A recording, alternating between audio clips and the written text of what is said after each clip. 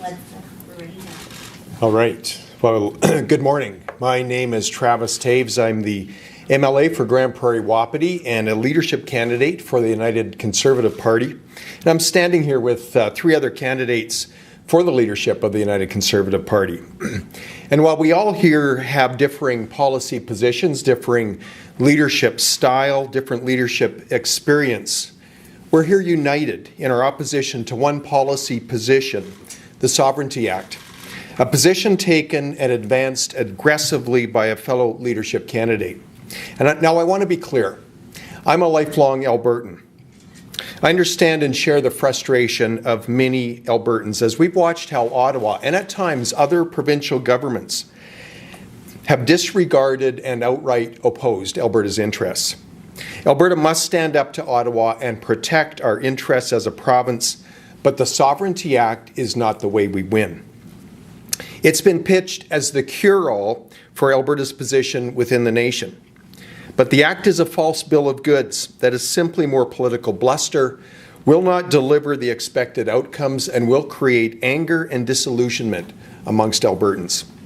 It requires Albertans and Alberta businesses to risk their livelihoods and disregard federal law. It's been pitched as a remedy for resource corridors and pipeline development. It won't do that. Name a company that will make any investment, much less invest billions of dollars in projects that will take several years, knowingly breaking federal law and risking assets outside the province. It was pitched as a response to the federal travel mandates, but it won't solve that problem. Federal travel mandates affect areas under federal jurisdiction and are enforced by federal enforcement agencies. No provincial law changes that. It was pitched as a way to avoid the carbon tax, but it won't change Trudeau's bill, and all it does is ask national fuel retailers to rack up fines and break the law. The list goes on. Moreover, the Act will create uncertainty in our business environment and undermine investment and economic growth that we're seeing right across the province. Alberta wins when we operate from a place of fiscal, economic, and political strength. The Act undermines all of this. All of us on this stage would agree that we need to work towards an Alberta that's better able to direct our own affairs and be less dependent on Ottawa. I've released a plan to stand up to Ottawa and strengthen Alberta's place within the nation. It's a plan where we operate from a place of economic strength, not a place of weakness. It's a plan where Alberta wins. At a time when trust in government and in political leadership is waning, policy integrity matters. Right now, we need leadership and policy options that offer real solutions to our challenges, integral options that will strengthen Albertans' confidence in democracy and in their elected representatives. I want to win as an Albertan. The Sovereignty Act will only set us back.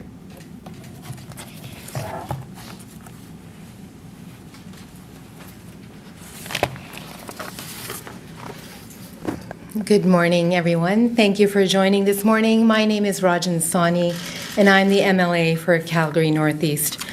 First, let me begin by saying that throughout this leadership campaign, I have been focused on the things that matter most to Albertans: healthcare, education, affordability, especially for those who are most vulnerable in our society, and economic growth. However, I have also been very critical of the Sovereignty Act. I have been the first, the most vocal, and the most consistent critic of this act, and for good reason. The public needs to know how damaging this proposal is. In the first debate, I questioned Danielle Smith early and often, calling her Sovereignty Act risky and hot-headed. In the second debate, I demanded that Danielle ask for a mandate from the people of Alberta before passing any Sovereignty Act. I am pleased that the other leadership candidates followed my lead. The Sovereignty Act is wrong for our party, for our province, and for our country. Danielle Smith needs to come clean on what the Sovereignty Act will do. On the one hand, in her release on Tuesday, she said that the act would be used to override federal legislation that we don't like. There is a mechanism in the Constitution that can be used to override certain things in the Constitution, the notwithstanding clause, that Quebec and other provinces have used for good and for ill. I support the notwithstanding clause, but Danielle suggested that her Sovereignty Act will create a new, bigger, and broader notwithstanding clause for the rest of the Constitution. There are so many problems with this, so let me just lay out 3 of them. Alberta unilaterally amend the Constitution. If Alberta gets this new power, why wouldn't BC or Quebec also get these new powers? Such a Sovereignty Act will create a constitutional and economic crisis that will hurt all Albertans. On the other hand, Danielle said that the Sovereignty Act would just be a way for the legislature to indicate its disagreement with federal laws by passing a special motion. Then we would go to court to sort out who is right, Alberta or the federal government. But this is how things already work. And in this case, the Sovereignty Act is just useless and meaningless virtue signaling. Danielle needs to be forthright. She needs to provide the wording of her act so we can be clear on exactly what it will do. Without that, Albertans across the province, newcomers to this province, and party members are left worrying about the damaging implications of this act. Thank you all once again for joining today.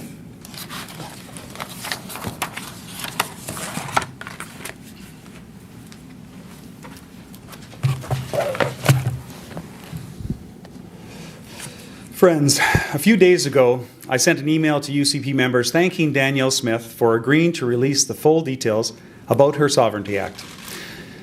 That thank you was premature because she really didn't release any details. No text, no mechanism, no idea of which laws or which regulations would be changed by this act. What Danielle proposed seems to be a law to create non-binding motions of the legislature. No motion of the legislature can change a law or change a regulation or change the legal authorities under which Alberta's agencies operate. Danielle's Sovereignty Act will not do what she says it will do. The things Danielle says she will do with the Sovereignty Act are either things that can never happen, like Trudeau's forcing vaccinations on school kids, impossible, or things that she can never change, like federal control over borders or aviation. Danielle is deceiving UCP members about reality. Now, I have strong policy differences with some of the people on the stage on items like lockdowns and mandates and many other things. We may disagree strongly on policy and on freedoms, but we don't disagree on reality, on what is real and what is possible, and the dangers of not telling UCP members the truth. So much of what Danielle Smith is saying is a constitutional fairy tale. She is telling voters that she has a magic wand that changes how law, how jurisdiction, and how economics all work. Let me tell you about an email I got from Robert, who is a UCP member in Edmonton who works in a federally regulated industry. Robert wanted to know what I would do to stop Trudeau from mandating booster shots. He had heard that Danielle was going to stop Trudeau from being able to mandate things on federal workers in Alberta. He wanted to know how that would work. Now, I'm sure that Robert was extremely disappointed when I told him that we can't pass Alberta laws that prevents Trudeau from regulating federal workers. It's not possible. That no Alberta law can stop the federal government from controlling federal jurisdiction. Alberta can't cancel out Trudeau's actions in the places he has authority, just like Trudeau can't mandate anything on Alberta job sites or in Alberta schools that are provincially regulated. If Albertans like Robert believe Danielle Smith's fairy tales, they will become very angry and cynical when they realize that they have been deceived, which is exactly what's happening. Trust will be further eroded in politics and politicians. That is very bad for the UCP's election prospects and bad for our democracy. Now, I return to politics because under Jason Kenney's leadership, the UCP was at serious risk of losing the next election, and simply Albertans had lost trust in him and in us. We have a chance to renew this party, the UCP, and win the next election. I don't want cynical and dangerous leadership, campaign strategies in essence, to put all that at risk. It is far too important for that. Thank you for your time.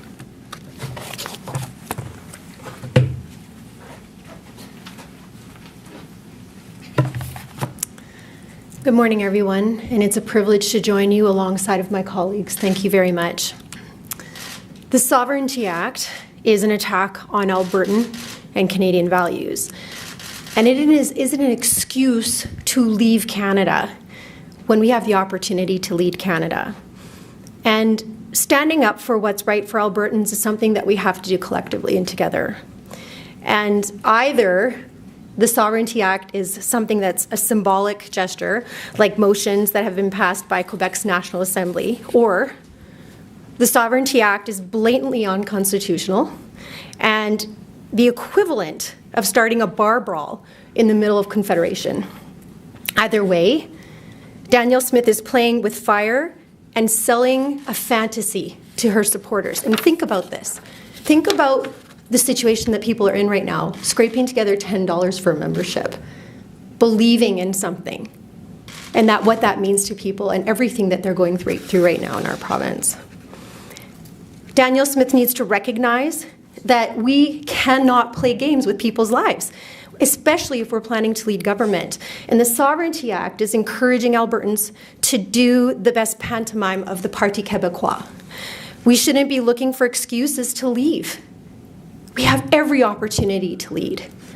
And she's looking out both sides, she's talking out both sides of her mouth.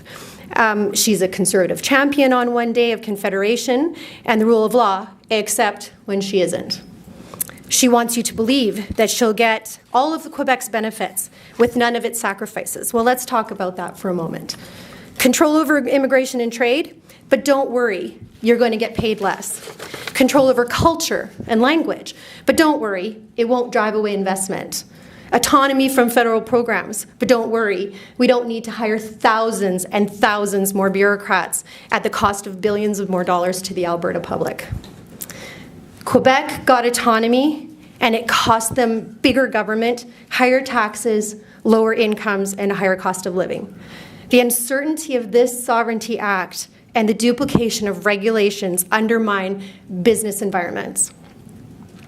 I reject the Alberta Sovereignty Act and the prosperity-killing tools which have only delivered lower incomes and higher taxes and a lower growth rate for Quebec. I choose prosperity, I choose a strong Alberta, and a united Canada. Thank you. Thank you very much, and we'll begin with our questions. We'll take one question, one follow-up. Please state your outlet and your name and who you're directing your question to.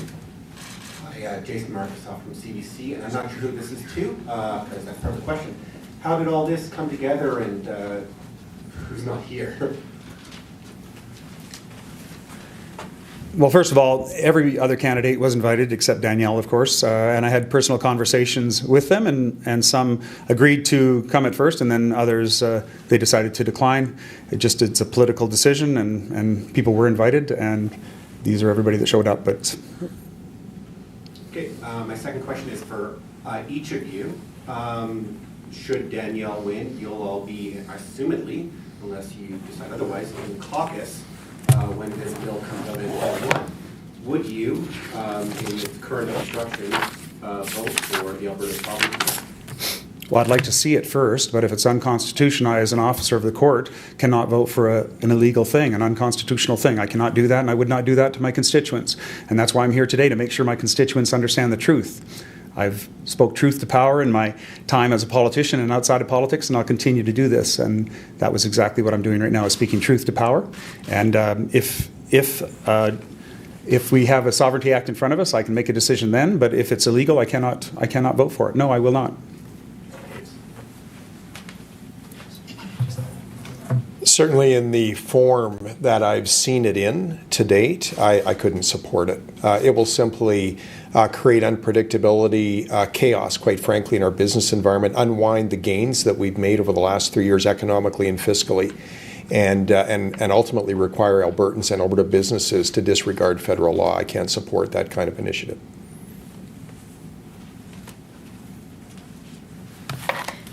As it is proposed, as of today, it's flagrantly unconstitutional and it flirts with separatism. So my answer to the question is absolutely not.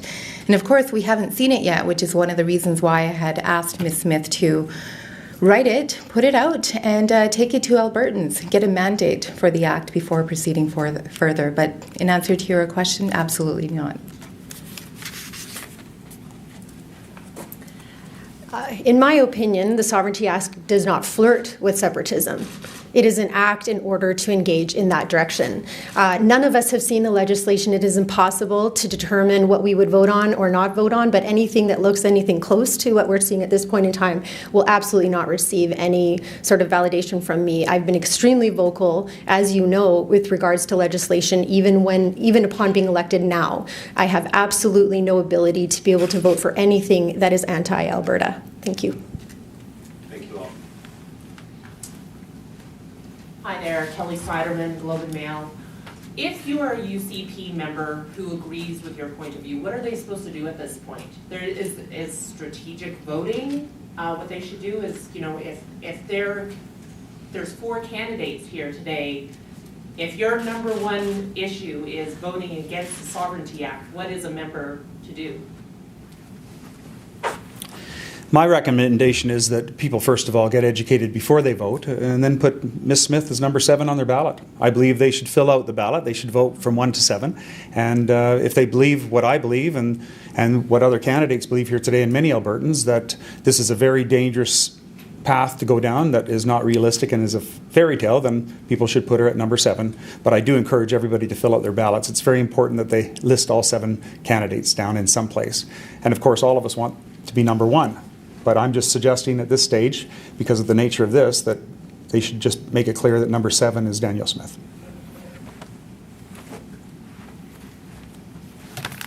Thank you, Kelly. And the Sovereignty Act isn't my number one issue, but I do feel that it's imperative to educate those folks out there who have been asking me questions all across the province about this act.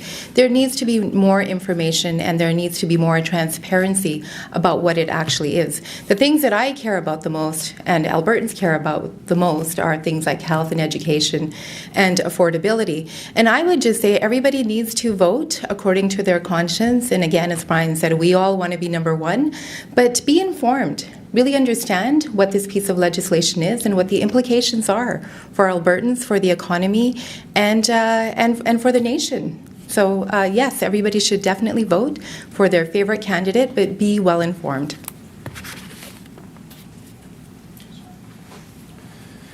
This might get to sound repetitive after a bit, but look, we've made great progress as a province the last 3 years, economically and fiscally. And I'm a lifelong Albertan. I understand the frustration and anger out there right now across the province. I share that frustration with the way Alberta's vital economic interests have been attacked by Ottawa, and again, at times, even other provincial governments. We need to stand up to Ottawa. We need to defend and advance Alberta's vital economic interests, but the Sovereignty Act is not the way to do it. Sovereignty Act will undermine the gains we've made. It will put Alberta in a position of weakness. I believe we're most effective in this nation, in Confederation, when Alberta operates from a place of fiscal, economic, and political strength. I have a plan to strengthen Alberta. I believe that plan will put us in that position of strength. I want to win for Albertans. The Sovereignty Act will only set us back. I would encourage Albertans, when they fill out their ballot, to get informed on their policy options, on policies that will position Alberta for strength, and fill out their ballot accordingly. Thank you. Let's talk for one moment about fiscal responsibility. Any Conservative would not spend $15 billion over the next 10 years to double your bureaucracy, or to spend on redundant policy, or to use that money that needs to be put into programs and taking care of people right now. Rajan said it. When we speak to people, they're talking about education and healthcare, inflation. Where is that language? Where is that? This is what people are concerned about. If we're to look forward and be able to attract the people we want to attract to this province, to look forward, we cannot create any sort of infrastructure within the confines of Canada when the first words that come out of the mouth of potential leadership is to be insular and to only work from the Alberta perspective. Our responsibility to the people in this province isn't only to prosperity, it's to their future, to our children and our grandchildren. The things that we need to be proud of in order to grow alongside with Canadians. I'm equally frustrated with many of the things that happen and how people are interpreting what's happening in this province. But I'm also a huge believer in negotiation and competency and strength and promoting the thing that I believe in most, which is Albertans and Alberta. I'm so proud of our province, and I'm so proud to have been born and raised here. And that is the inspiration that needs to lead all of us in these leadership campaigns. Because if we're not here for Albertans, we don't belong at this podium. Thank you. And just to follow up, the ballots are out now. We're less than a month from the day we'll know the new leader. Was there ever a discussion, as you look at the momentum that Ms. Smith has right now, and I'm sure there's some internal polling around, was there ever a discussion of there being one kind of anti-Sovereignty Act candidate put forward and some candidates dropping out to support that leadership candidate? Let's be clear. I have a lot of respect for Ms. Smith. She's a great storyteller. She's a great radio host. I've had more conversations by far with her than I've had, for instance, with Travis Toews. I don't think we've actually had a phone call together. So this is not some sort of plan. And we're not going to pick somebody. We're all in this individually because we all think we have a better plan for Alberta. But the truth is, there's not something going behind the scenes. We're very concerned with what's going on right now and what people are saying to us because they're getting angrier, recognizing that what they're doing is being sold a false set of goods. So, hope that answers your question. When I first read the Free Alberta strategy a while ago, before I even entertained the idea of running for leadership, I was very concerned with the messages in there, particularly the message around an independent Alberta and separatism. So from that point forward, when this began to come up more and more through the Sovereignty Act and through additional explanations, I became more and more vocal about it. And that is my approach. I wanted to make sure that Albertans are educated as to what this proposed piece of legislation really is. And my campaign is focused on the policies that I'd mentioned earlier around health, education, affordability, and economic growth. So there have been no discussions around any anti-Sovereignty Act candidates. That's not the objective here. We are all fighting in our campaigns. We are all appealing to Albertans to take a look at what we bring individually in our platforms. And I, for one, will continue to do that. And I'm assuming that my colleagues here with me on stage as well are going to go on the same path. The idea here today, again, just to reiterate, is to ensure that Albertans have more knowledge and information about this proposed piece of legislation so they can make their decisions from an informed perspective accordingly.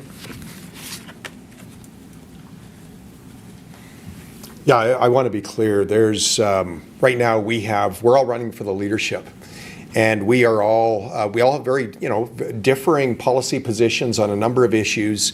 We all bring different leadership styles. We all bring different leadership experience, and I believe leadership matters right now. Just with respect to the Sovereignty Act, I think ultimately that's what unites us here this morning. We all believe that the Sovereignty Act is dangerous for the province, would actually set the province of Alberta back. I came from a meeting with senior officials from leading financial institutions from Alberta and right across the country. And their view on the Sovereignty Act was clear.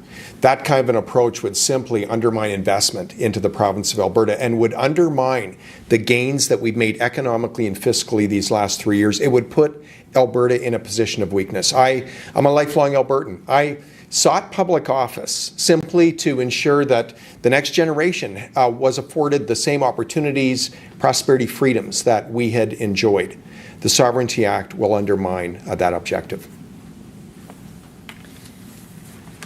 Let me ask you a question. How are you feeling right now, just as regular everyday Albertans, that this is a possibility? Think about what we've all been through in the last 3 years. The division, the anger, the frustration. Think about where you've been, the funerals that you've missed, the concerts, the family. We have all come back together in strength after the globe has gone through so much.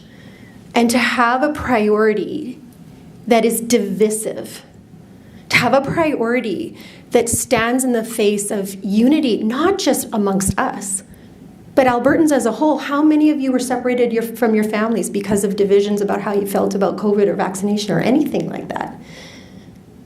We've been through so much, and to be unbelievably tone deaf in this way, to use this campaign as a mechanism for division, when Albertans are begging us to come together.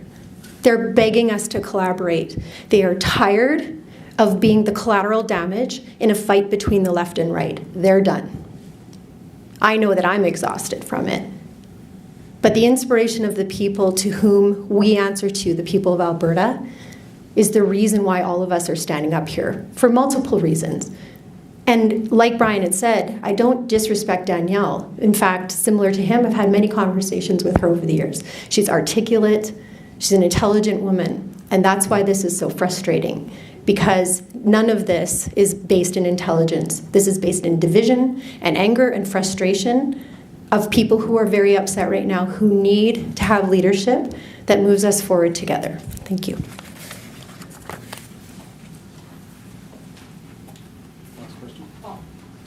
Bill Kaufman, Post Media. Clearly, Ms. Smith sees this Sovereignty Act issue as a winning one in this UCP leadership race. I mean, what do you say to that? I mean, clearly she does, and she's not backing down on this. I mean, is that what would you say to that? I mean, she sees this as a winning issue. Do you feel? Well, it's won in Quebec for some elections, and they keep the same discussion going. And, it's sort of like raising your hand and saying, freedom! What next? What next? What are the laws you change? What matters to Albertans? What are you going to do to fix healthcare? What are you going to do to fix our school system so that parents are in charge? What are you going to do to fix our EMS system or our general justice system? This Sovereignty Act doesn't talk about any of it. But those are the things we need to fix and we need to work on. What does sovereignty do? It gets people excited. It feeds on the anger, but accomplishes absolutely nothing because there's no pathway except through negotiations and the Constitution being open. Section 46 is clear. That's the only path. Even Danielle Smith has recognized that in 2 debates and acknowledged that. But she's still not telling her people that. She's still going, freedom! And I like freedom. I'm a big freedom guy. I love freedom. But how do you get it? I'm a lawyer. I'm not going to feed fantasy to Alberta and Albertans. And this is what this is doing. And after that is done, after the fantasy is over and we've had our bedtime story, our fairy tale, then what? Because you're going to wake up in the morning and it's still going to be the same, except you're going to be a lot angrier. And that's what I'm afraid of, because there's a lot of anger right now with Ottawa, and there's a lot of anger right now with politics and politicians and, frankly, the Conservative Party here in Alberta and the Conservative movement. And that's why I'm here. I don't want to see that continue, because I want to see it stop. I want to see reality come in. I want to see Albertans recognize that we can do this together. We can go to Ottawa, we can negotiate, and we can change things. But that's the only way they will change. Even if the separatists want to separate, they can't do it any other way except through the Constitution. So is it a winning proposition? Freedom. What then? I'm just going to quickly answer that. And you're right, Bill. This is something that Ms. Smith has latched onto as a policy that is resonating with a lot of Albertans, because it touches on all of those things that people are angry about. We're angry about our relationship with Ottawa. We're angry about not being able to build pipelines. And so talking in that language resonates with everybody, but what she doesn't do is get into the technicalities of how this act is going to work. It's not going to work. And that's a deceptive part of it. It's selling a bill of goods that just can't be delivered upon.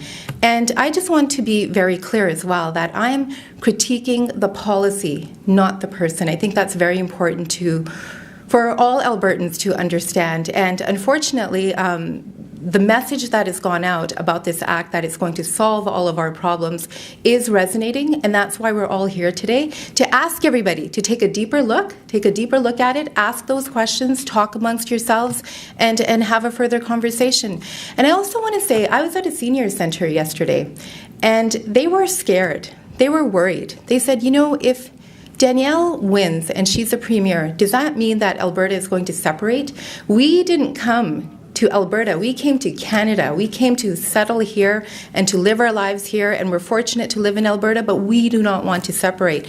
So I spent 45 minutes walking these gentlemen, about 50 to 60 gentlemen, through what actually is going to happen and assured them that Alberta is not going to be separating from Canada anytime soon. There is a lot of frustration right across the province, frustration with the way Ottawa has treated Alberta within Confederation, the way some other provincial governments have treated Alberta over the last number of years. And so I understand that frustration, and I understand how what the appeal of quote-unquote a Sovereignty Act would have for so many Albertans. I think we're here today to say that, look, as Albertans, we don't win with the Sovereignty Act approach. Fundamentally, if we go down this road, we will undermine the gains we've made. We will operate from a position of weakness within Confederation. That's not how we win as Albertans. We'll win when we operate from a position of strength, again, economically, fiscally, and politically. That's why I'm here today. I'm encouraging all United Conservative Party members to really consider the future of Alberta within the nation of Canada and how we strengthen Alberta's prospects going forward. And I invite all Conservative members right now to review in detail the policy options before them and the leadership options before them, because I deeply believe right now strong, stable, proven leadership matters. That's the type of leadership this party needs and this province needs.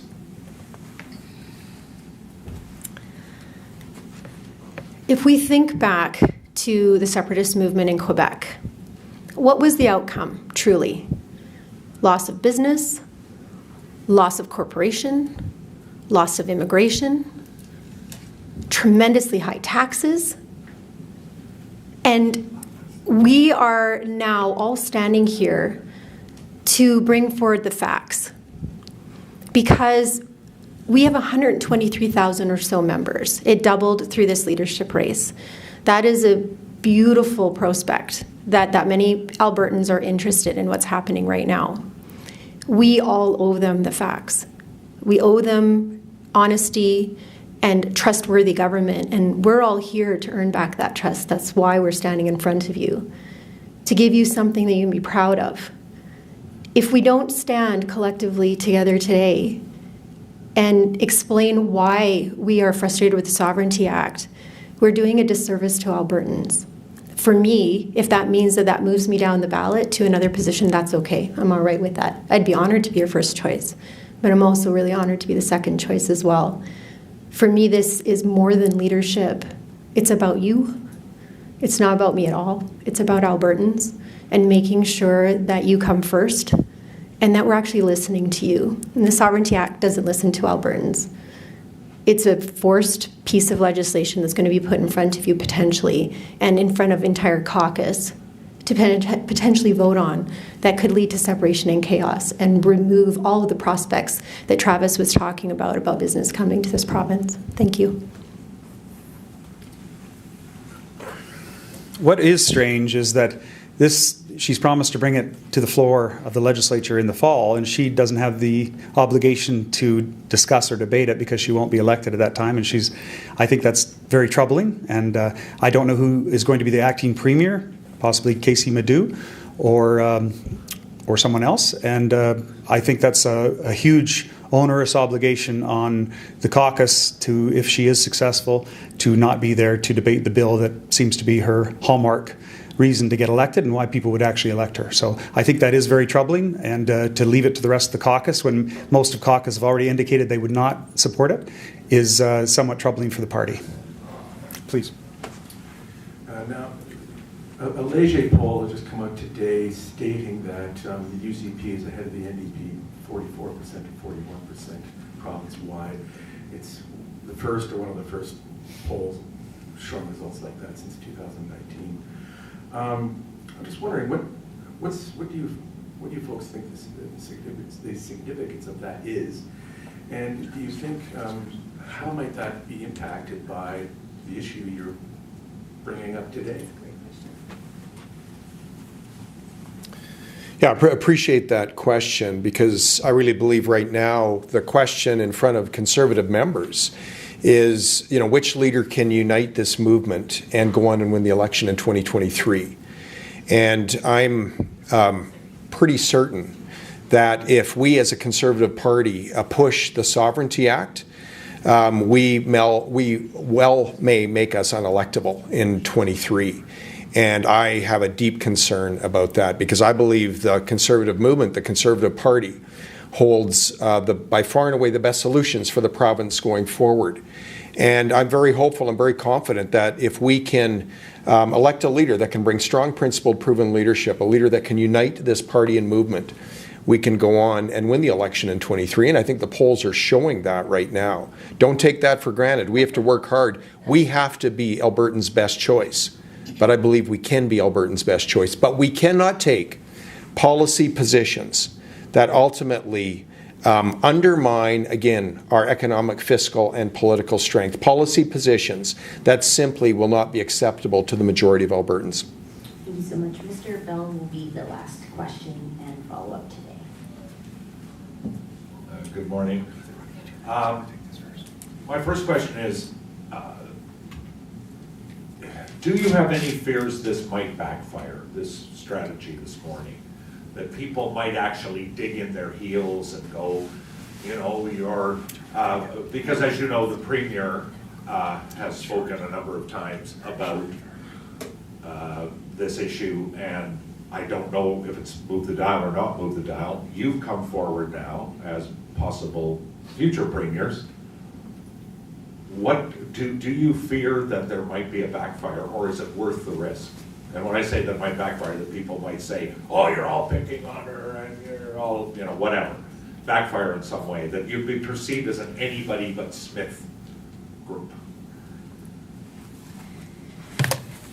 Good morning, Rick. And yes, of course, there is potential for that. And we've already heard that. I've heard that as well many times, that I'm just an anti-Smith candidate. And what I want to say that is not true. We have a moral imperative to tell the truth about the potential of this very destructive piece of legislation. And I think as people start digging into it a bit more, and as we raise the profile of this particular issue, more questions will be asked. So that is most definitely worth the risk, because again, we are all running to be the leader of this beautiful province. We all want to be premier. And if you are not honest and transparent and calling out those instances where you see damaging regulation or policy on the horizon, then what is the point? So perhaps some folks will dig in their heels, but my hope is that people will pause and say, look, there's 4 leadership candidates here who are coming together denouncing a very destructive piece of proposed legislation.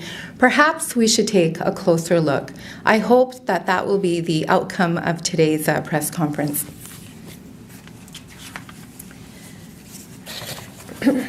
What this does, in my opinion, is gives Danielle actually an opportunity to improve, fix, and alter her course.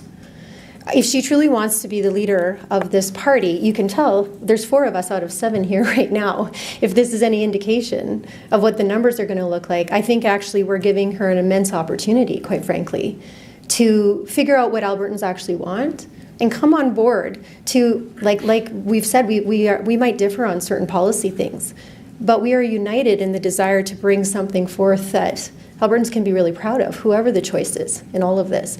And to me, quite frankly, it's completely worth it. You know me well enough to know I'm not going to sit quietly when I see something that's inappropriate. I will always stand up. There's absolutely no chance in any way that I would be sitting quiet about this. I just cannot. It's not possible, because I'm not here to serve myself. I'm here to serve Albertans, first and foremost. So let's look at, if you're a numbers person, look at what's here. If this is any reflection of our membership, we're already on the right path. So I would say to Danielle, a woman who I respect, listen to your colleagues, change your pathway, move along with us, and then if you win this, because you've actually brought Albertans forward and made them your first priority, that's a real race. I'm excited about that one.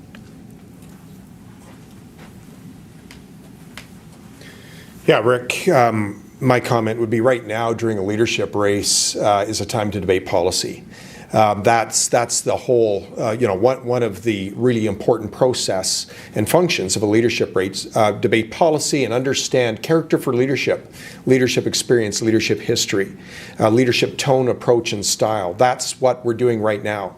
And again, we've come together, even though, there's 4 leadership candidates here. We hold very different policy positions on a number of issues, but we're all very concerned about the policy position and legislation called the Sovereignty Act. I believe that it could absolutely, again, unwind the gains we've made economically, but also really undermine trust with our electorate, with Albertans broadly.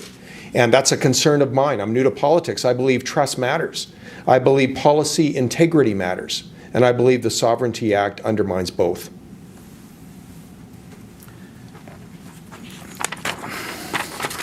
I don't think it's a secret that Jason Kenney and I have many differences in the past, but I respect him very much as a political force and a very intelligent man who has been very competent and had a very successful career.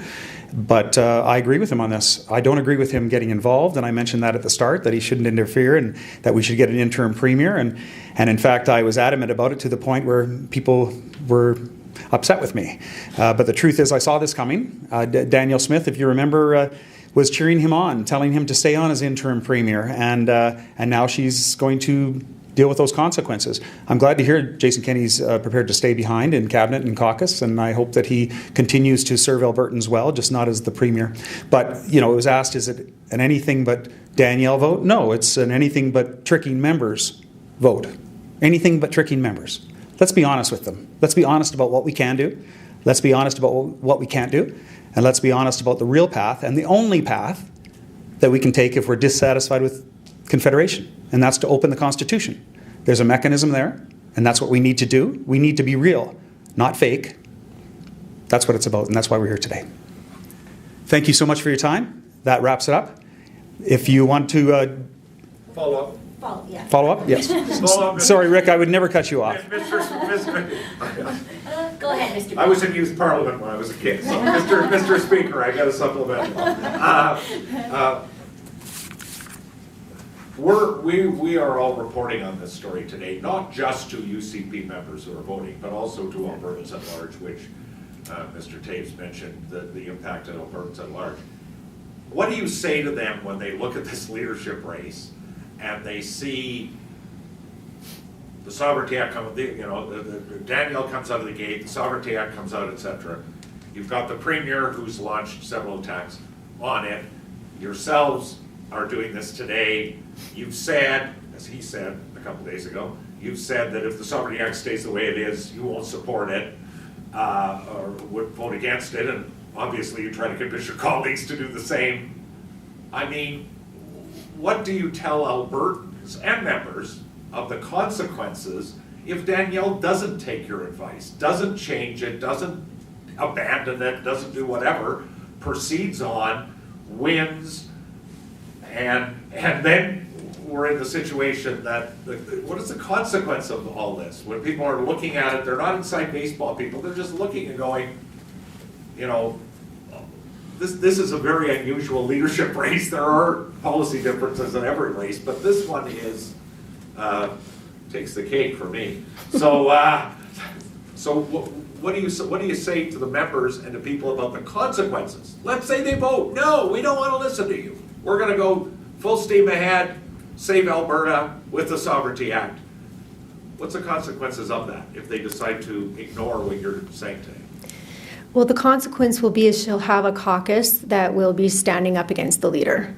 We could very, very easily end up in another leadership race again, and I don't know about you, but I don't want to see that happen again as a result of that. The entire reason that all of us put our names forward, and this has been an exhausting race, the reason we all put our names forward was to unify Conservatives. We're the United Conservative Party. The whole purpose was to be able to get in front of Albertans and earn your trust back again. To be able to give you something you can be very proud of. If by some, if Danielle Smith wins this, well, I plan to stay on and I plan to fight this. This will be an imperative and a critical piece for all of us to stay on board and end up holding her accountable, because that's what's right for Albertans. And for Albertans at large in 2023, we are handing this election over 100%, because our membership is 123,000 people. What is that, 3% of the population approximately?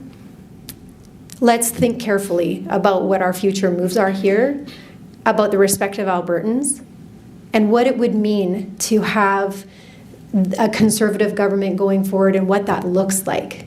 90% of what we're doing here right now is earning your trust back. I would love the opportunity to have that second chance and be able to do that. We cannot do it with the Sovereignty Act.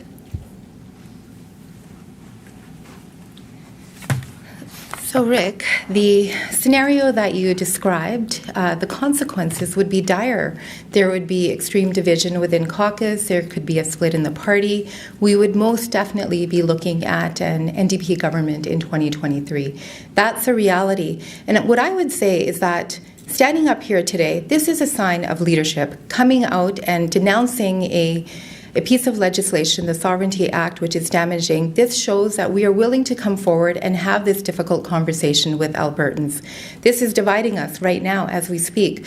So what I would also say is that this is a test of leadership for Ms. Smith, to heed the warnings.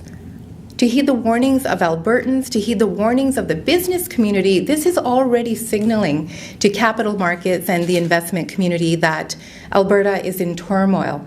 So it's a test of leadership for Ms. Smith as to what she's going to do with this feedback, how she's going to garner more feedback and adjust her policies accordingly. And I would be thrilled if she came up with something that was not the Sovereignty Act in its current proposal. Actually, I can't even imagine what that would be, but I think it's, at this point, she has a lot of work to do to talk to those Albertans who are very, very concerned, and I hope she takes that opportunity. And as for Albertans across the province, we have to govern for all Albertans. And again, the primary issues that are important to Albertans everywhere, I've been speaking to folks all across the province, are they want to see a robust healthcare system. They want to make sure that their kids have access to world-class education. Affordability, people on AISH, seniors, they want to see their benefits indexed. And we want to see economic recovery for all. And I hope Danielle understands that and thinks long and hard and really thinks about what leadership looks like. And it is about leadership. And, is this risky? Is this a risk? Politics is a risk every single day. But when I first got elected in 2004 and went to Ottawa for 10 years as an MP, I said that I would be honest, work hard, and be accountable. And I intend to go back to my home and live there. And once this is done, I will be. And I can do so proudly because I've worked hard, I've been honest, and I've been accountable. And this is the honesty part. And I'm speaking truth to power, which has not always been popular. I spoke truth to power just a couple of years ago when we had a flood in Fort McMurray and locked down our town. I spoke against that. I spoke truth when we had a fire in our town and almost devastated our entire community. And I went there and I spoke truth on what was happening. And I will continue to do that. And if the risk of speaking the truth is failure, I'm prepared to take that.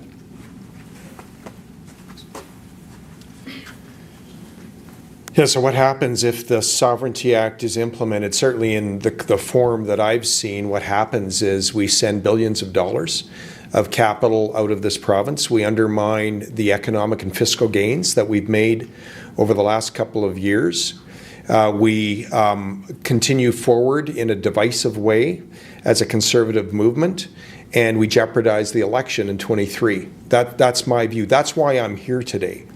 I'm concerned about this Conservative movement because I'm concerned about the province of Alberta.